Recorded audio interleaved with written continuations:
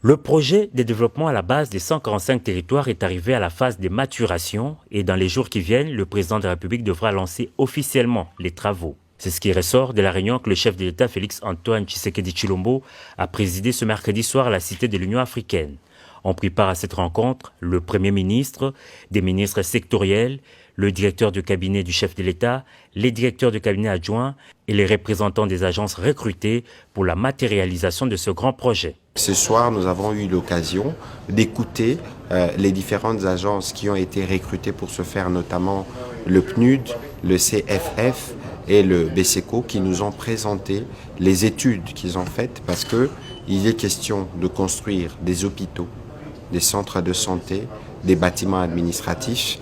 À peu près 2000 ouvrages doivent être construits à travers le pays. Le pays a été divisé en 3 en fonction des agences qui ont été choisies. Et aujourd'hui, ces projets sont tous à maturation.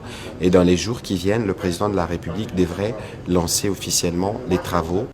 Pour s'assurer que les travaux se feront concomitamment au niveau de chaque province, les ministres concernés ont donné des assurances lors des échanges.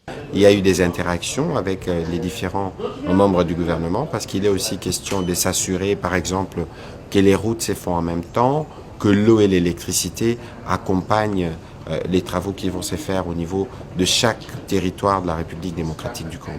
Ce projet, il faut le rappeler, vise l'amélioration des conditions de vie des populations, principalement celles vivant dans les milieux ruraux.